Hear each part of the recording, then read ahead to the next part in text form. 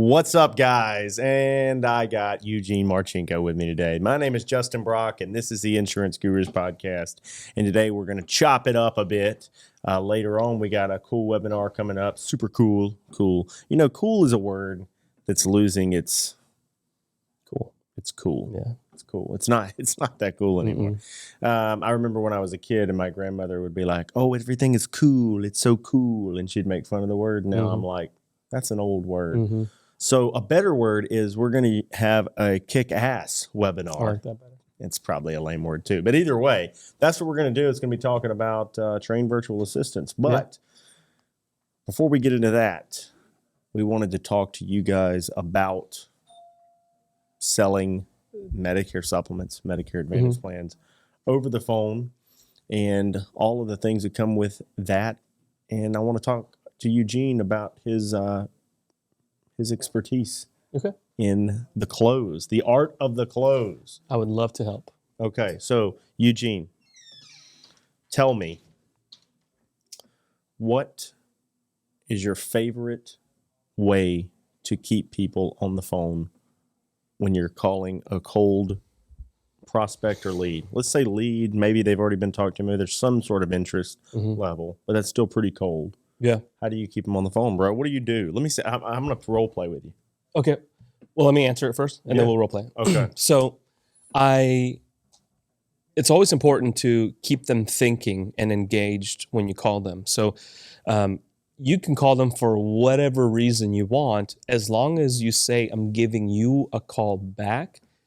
That's the very first things that I say. What happens is they start thinking like, well, who's Eugene? Why is he giving me a call back? And you get their mind engaged first, because normally they're going. They got grandkids, they got somebody at the door, they got their husbands just coming in from work or whatever the case may be, and they have so much going on. Oh shoot, a telemarketer called. They don't even turn their brain on. This automatic click, and so hey, this is Eugene giving you a call back, and they're like, oh okay, and so then it's just always keeping them engaged through the entire conversation, and you want to make sure that they're doing most of the talking. Okay. All right. Ring. Hello? Hey, Justin? Yes. Hey, Justin, this is Eugene giving you a call back. I don't know if you remember, you spoke to my assistant about the information you're getting in the mail about your Medicare enrollment. Do you remember that? I think I've spoken with a few people. You're probably getting a bunch of phone calls. Yeah, and but stuff in the mail. Honestly, to be honest, I think I already have it taken care of. Okay, all right. Well, that's not the reason for the call.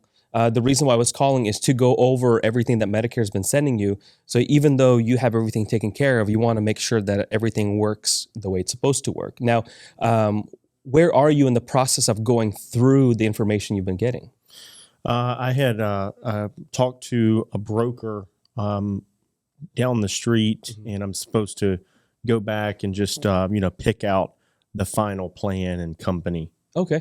Why, if you don't mind me asking, why haven't you done anything yet? You said that you've already met with them once. Why haven't you done it on the original? What kept you from making a decision? I guess it, just not to the point where I had to make a decision yet, because, it's still a couple of months away. Okay. Well, normally what I do is whenever I talk to people like you who are new to this process is we want to make sure that we don't leave any stone unturned. So what I'm going to do is just ask you a few questions so that way I can understand exactly what you talked about, and then maybe give you a few pointers that you can probably take back to whoever you've been working with. And at least this way, you get some free education out of it. Now, how much do you know about Medicare now? I just know that I don't want to not be able to go to my doctors and hospitals. And I know there's a couple of different options, and one of them, I think a supplement lets me go to my doctor or hospital. Okay. Well, how much do you know about Medicare Part A and Part B? I don't know much about that. Okay. So normally, and this is what my concern would be with whoever you're working with, is that would be the first step that you want to talk about, not supplements, not Advantage, you don't want to talk companies first. So you said you wanted to go back to whoever you're working with so that way you can sign up. But before you do that, you really have to know how Medicare works. So why don't you do this? Go ahead and grab a pen and paper and just write this down so that way you at least know the basics of how Medicare works. So that way you can understand which supplement would be best for you and then, or Medicare Advantage, depending on what your situation is. But what I do with folks like you is before we talk about supplements, before we talk about Medicare Advantage or drug plans or all the 50,000 pieces of information you've been getting in the mail, the first thing we have to understand is how Part A works, Part B works, what is Part C, and what is Part D. Okay. Well, would it be okay if I called you back like tomorrow when I'm a little bit freer because we're about to sit down for dinner? Yeah, that's great. Do you mind if I ask you just a few questions so I'm a little bit more prepared for our call tomorrow? Sure. Okay. So have you gotten your Medicare card in the mail just yet? Yes. Okay. And did you get your red, white, and blue Medicare new guide in the mail? No. Okay. So that's the first thing that we're going to need to get to you so that way you have it. What I'm going to do is I'm just going to email it to you, and then I'll send you a quick text message to make sure you got it. And then we can schedule an appointment so that way I can call you back tomorrow. Now, normally when you do this kinds of, have these kinds of conversations, are you doing them by yourself or does your spouse typically help you? If he's around, we go through it together, but I handle all the finances. Is he he's still working? Yes. Okay. What does he do? He's a truck driver. Oh, wow. Okay. So he's usually never home. I don't know why I assumed I'm the woman in this conversation because you called me Justin. What does that say about me? I said Justine. Okay, there you go. Okay. But anyway, so there, notice how I don't really care what Justine is saying, right? And of course, I'm listening, but I don't deviate from my script. Open-ended questions. Cool, you're working with somebody. You can use that towards your advantage because you want to solidify the relationship with you, knowing that you have them know or understand that you know more than whoever they're going to be working with. Mm-hmm. Yeah, I liked, when you get some of these objections, like you get to the group health conversation. That was when we were dealing with an agent in here yesterday, getting to the point where they say, well, I still have group health and I guess I'm going to keep that. And Lustig had a point of saying, okay, well, here's what we can do. Well, let me ask a couple of questions about that group health. Then we'll put a pin in it and pretend that you're going to go on and use Medicare as your primary and navigate that. And then by the end of it, you'll know what that looks like so we can actually compare those two. Yeah. And then it allows you to get past a hurdle and then keep on going through the script because you got to get the pitches down. And that doesn't mean you're not going to spend 25 or 30 minutes with somebody and still not get them. Right. But it's better to spend the 25 or 30 minutes and get better and better and better and better at what you're doing. So especially when you're brand new. Yeah, absolutely. I'd rather you sit and pivot, get all the way through that pitch with somebody who does have a good group health option so you can practice that pitch in a real scenario. It's one thing to practice a pitch, with in role playing. It's a whole nother thing to talk to somebody on the other end of it. You get a lot of different variants. I'm not saying that, Justine would have said, I don't have time for this. I don't want to deal with this over the phone. I don't trust anybody over the phone. Goodbye and hang up. That kind of happens. So it's just part of the numbers, whatever. I had somebody say that to me one time and I had the recording and I'm like, well, how would you prefer to do business? She's like, I want somebody to come see me. I'm like, you do realize we're in 2021. She's like, well, yeah. I'm like, with technology and computers. Well, yeah, but I just feel more comfortable. I'm like, well, what happens if you go to the bank? You have a question, they're going to put you on the phone in the bank with customer service. It's not like I'm going to take a horse and buggy and come see you.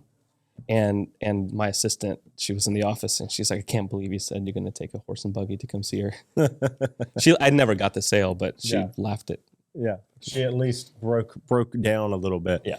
Yeah. And the art of the phone sale should not even be necessarily about getting the sale every time. If you focus on getting the conversation started and making them your friend and letting them let you educate them on some things, the sales will come in the volume of it. That's why when I talk to people, I don't say this is how many numbers I want you to call it. This is how many conversations I want you to have. And the conversation requires, a 5-minute phone call at least. And then if you get into those conversations, then I can go back and listen to the conversations you have and figure out where you went wrong. Yeah. Versus if you just call a bunch of numbers and you give up on every single objection, it's hard to work through that because you didn't even try to stay on the phone with. Yeah, you can't be so quick to fold And that's the thing, keep them engaged, keep them talking. Well, I already made a decision. Well, what'd you decide on? Well, it's none of your business. I'm like, well, I know it's none of my business, but you're so confident in the decision. Sell me on why I should stop talking to you. Yeah, absolutely. Now we're going to have a little break here. We'll hear from Heartland National, one of our great Medicare supplement and hospital indemnity carrier partners. We'll be right back. Now a word from our sponsor, Heartland National Life Insurance Company. Guys, when I talk about Heartland National Life Insurance Company, I get pretty passionate because those guys have been so good to us in our endeavor to better serve our clients with fully customizable hospital indemnity plans to go along with both ACA and Medicare Advantage plans successfully. I'm looking at the notes. I had to break script, but it is important to note that Heartland National provides competitive Medicare supplement options and hospital indemnity plans in 36 states. That's 36 states where you're going to have a product selection with this company. And this company was started by an agent with the agent in mind. It's very important to know that because when you're out there producing, sometimes it feels like you're not thought of by the insurance company. But this product is thinking of the consumer and the agent alike. It makes it really easy for us to do our job, covering more risks, getting compensated like we deserve, and making sure that our clients have the coverage they need. Head over to BobbyBrockInsurance.com/Heartland, BobbyBrockInsurance.com/Heartland to get set up with access to these products immediately. You're not going to regret it. Thanks, guys, for watching. All right. Well, that spokesman for Heartland National sure is handsome. But okay, Piece of art. Piece of art. We are going to get back into it and talk about a couple of different, pieces of the phone call that are important. And so I'm going to skip on past, someone let me educate them. And we're getting to the point where they're completely educating. Some things are clicking and in their head, I think they feel like they should have a good understanding of what they want at this point. Okay. Mm-hmm. Yeah. And we're going to talk to Eugene about how to pivot from the close. So we'll pick back up where I'm Justine. Well, that is great information. I really appreciate you taking the time to educate me. So what I'm going to do, Justine, is I'm just going to do a quick summary of the call. So that way we're on the same page and make sure we didn't miss anything. So we talked about part A and part B, and what that looks like. And you had decided based on your situation and with your husband's travels and being a truck driver, and sometimes you just going on the road with him, going all over the country, that you'd said that a Medicare Advantage plan with its which is with its networks and its restrictions to the network, that you'd feel more comfortable going with the Medicare supplement route. We talked about the different Medicare supplements. You decided you don't want a copay, so Plan G is the direction that you want to go. So you've basically decided you want original Medicare, you want a Medicare supplement Plan G.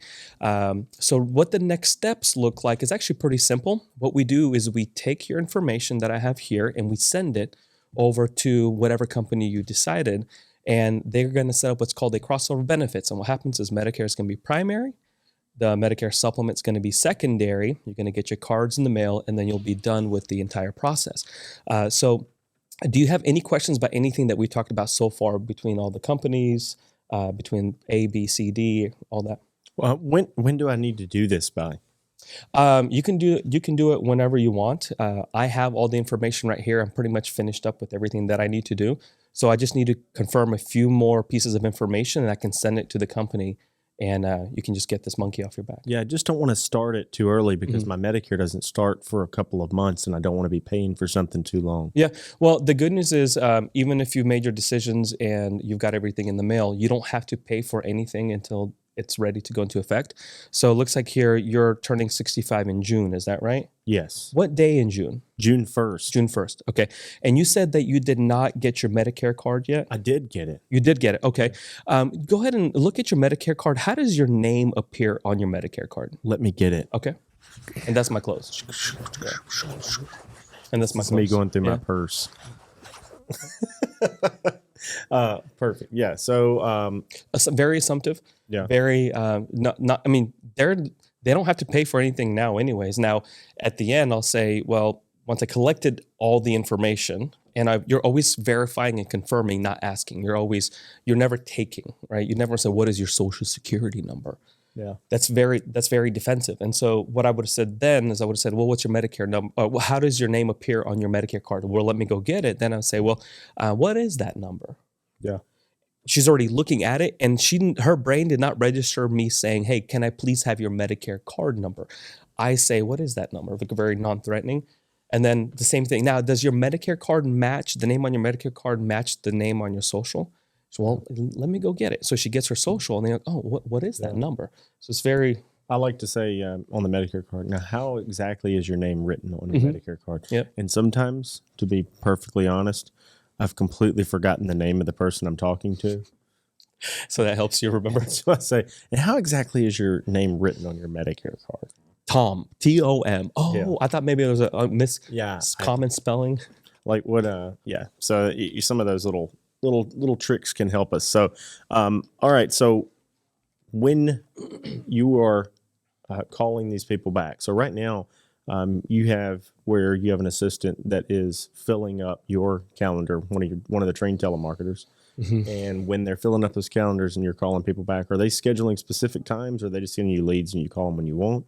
So I have it's a 2-step process, and I have a few agents that are doing it this way. We have my fronters, if you will. So we have my people who just generate the lead. I want somebody who said yes, they wanted a call back. They are turning 65 within the next couple of months.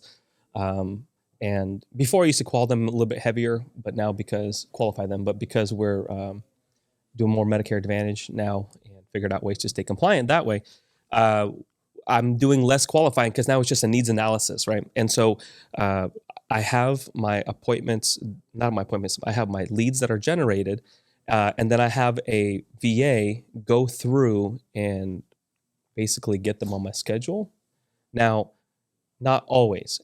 And the reason why I do it this way, when the lead originally comes in and it's hot, it was just generated, I'm the first one to call it. And then if I couldn't get them on the phone, then it gets routed to the VAs and then they call and set the appointments. Yeah. So I know sometimes you put somebody as an intermediary between the person that kind of combs through and finds the cold leads, the ones that are answering the phones, the ones that are agreeing to some degree to be talked to. Then sometimes as you scale, you put somebody as an intermediary to call all those back and set them up hard appointments or live transfer them to you. And that can drastically reduce the amount of time as you scale that the writing agent, are spending on the phone. Do you have agents with trained telemarketers doing that right now? Yes, I have a few trained telemarketers agents that have another layer between the lead and them that qualify it a bit further. They ask them just a few more health questions. Yeah, and really it's just so a lot of them are doing T65, but the 65 plus, the few that are doing it, we're trying to not super heavily qualify, but we're asking, now, have you had any kind of major health issues in the last couple of years? Is usually the way we do it. So that way it's vague, but it's still in enough detail to where it's like, well, yeah, I have diabetes, or I just had a heart attack. And then they know, okay, well, based on this answer, can't do anything with it. Yeah. And, okay, so on the TVA, Tennessee Valley Authority, trained virtual assistants concept on that front.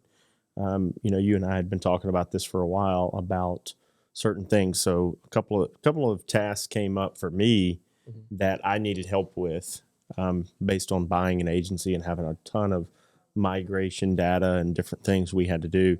And I've actually, to some degree, been critical of the idea of the VA, because I do believe some things are really good to have physical employees. But the more that I talk to different agents and agency owners, smaller agencies, they have a very difficult time finding and qualifying the first several employees. For me, it gets easier the bigger you get, because you can hire through your warm market and all that. But employees are also very expensive. So there is a good alternative when you're looking at having a virtual assistant. And so in the trained virtual assistant world, when we started having some of these high amounts of time, highly specialized tasks, I wondered if there was a way. And because of your experience with trained telemarketers, you guys were easily able to train some of these people up to utilize CRMs to do all sorts of different tasks. And it's just looking like a great alternative for a lot of these guys. And we're using a couple of them ourselves for some things we're going to do. So, so tell us a little bit about, that process. So I started the website in August of last year, and I did a little bit of a soft launch with some of the market that I've already been tapping into with the trained telemarketers. And it's really helped those, like if you're an agent that makes 20 hours of calls a week calling your leads, you're not a full-time agent, and there's no excuse as to why you can't do any of the other admin work. But if you want to be selling on the phone full-time, but you can't because you have all these other tasks, social media management, logging in applications, data entry, CRM work, all that stuff that, checking up on approvals, all that stuff that takes you away from the phone and takes you away from actually selling, that's really who it's geared towards more. Data entry is another one, which is what you were talking about before. And really anything that kills your time from growing your business. And when I say growing your business, posting a social media is not a money maker today, right now, that you need to keep the lights on. Yeah. And especially if you're at that point where you're writing, 15, 20, 30 Medicare supplements a month, you could be writing more if you didn't have to check approvals, log policies, and do all that other stuff. Yeah, check approvals, log policies, call for things like you can train people in the enrollment trackers to call for specific things that are on there. Somebody you sign up at 4 months out doesn't have their Medicare card number. Now the company's requesting that they can call, try to get the Medicare number for you. They're calling, from the office of Eugene Marchenko, from the office of Justin Brock.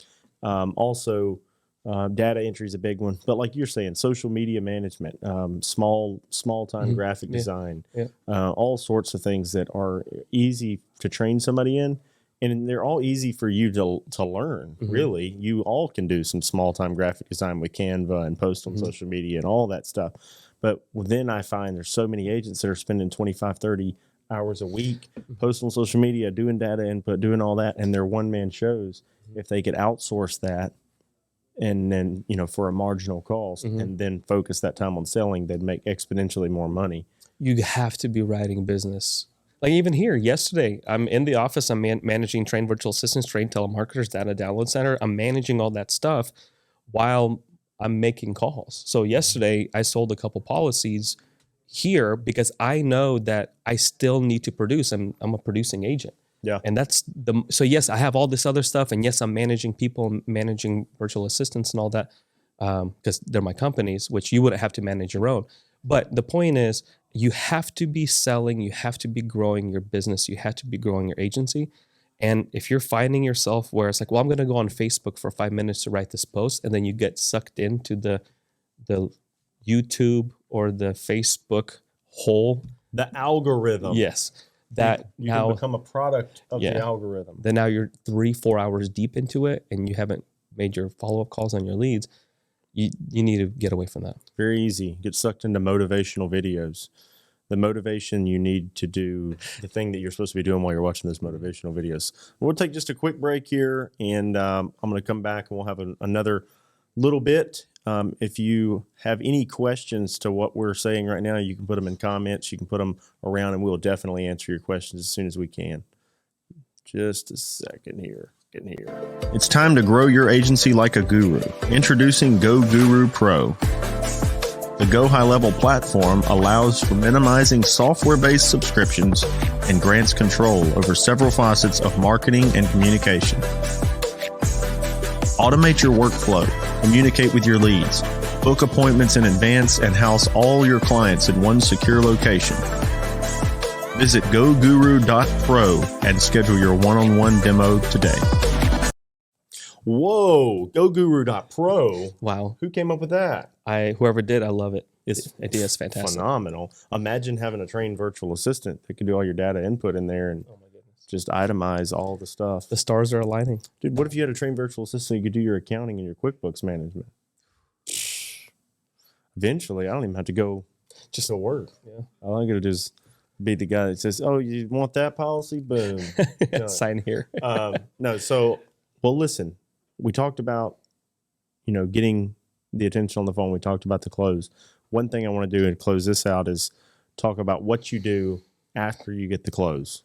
So my favorite part about what I have to do after I close a policy is virtually, pun intended, almost nothing. I move on to my next call. I have some basic things that I do to get that file, that client ready for my virtual assistant. And then the virtual assistant does everything else that I need them to do until the follow-up call, which is the approval call. And I like to do the approval calls because it gives me an opportunity to cross-sell. But what happens whenever a policy is sold is we download a copy of the policy, it goes into Dropbox. There's a bunch of information within the policy. Maybe I collected drugs, maybe I routing numbers, account numbers, socials, all that needs to be transcribed into my CRM. They do all that. It needs to be saved into Dropbox. They do all that. I also, in addition to my CRM, in addition to Dropbox, I also have a sheet, a spreadsheet, Excel file, or Google Sheets file that keeps track of my policies. And that's where I go to see when something was approved. Obviously with T65, very easy. There's no really approval necessary. But on the 65 plus, if I'm replacing a policy and it needs to go through underwriting, I wait until I get the green light. And really what they do is they highlight the sheet in green and they mark that policy was approved. And that's my green light to go in and then call them with their approval. Nice. Then when you call them approval, like you said, that's when you cross-sell right now. Yeah. So, and on a T65, they may need, I need to find out whether or not they finally completed a Part B enrollment. I need to find out where they are in getting their Medicare card. Do we need to do a drug plan? Maybe ask them about the dental one more time, because I always do the dental on the first call. But then you did mention that, you brought up dental to me. I just want to make sure I covered that in our first call, even though I know I did, but that's an opportunity to bring that up again. Or when I talk about the party drug plans, that's when I talk about cross-selling to the heart and cancer plans, because, donut holes and so on and so forth. So that gives me the opportunity to do that. And that's why I like to do the approval call. But if you already done that and you sold them everything that you can sell them in the beginning, and all it is just an approval call, just have the virtual assistant call. Absolutely. Well, I think we're ready to do it. You guys are ready to do it. And if you wanted to go to check out Trained Virtual Assistants, it's just trainedvirtualassistants.com. That's it. Trainedvirtualassistants.com. Check it out. If you have any questions, you can also hit up our team and we'll get you connected with Eugene. But it's definitely a win for people who are trying to get off the ground and take some of those tasks off of their own plate. Yeah. Even if you have a couple of team members, it's possible that their time would be better spent doing something else besides the minuscule things, because we have 27 team members now, and I'm still using VAs for some stuff that just doesn't make sense for me to tie up a $15 or $20 an hour employee with. The feedback has been really good so far, very positive. My favorite part is when the agent sends me an email and says, hey, I have something else that I need handled. Can you train that person on that? So they don't have to do anything except send me an email and say, hey, I have another thing that I come up with that I need to take off my plate. Yeah.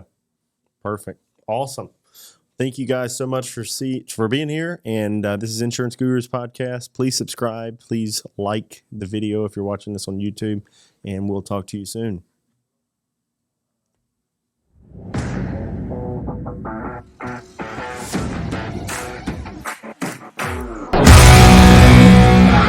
It's time to train like a guru. Go Guru University is an ever-expanding, cutting-edge, interactive training platform with live weekly coaching calls constructed to train agents efficiently and compliantly.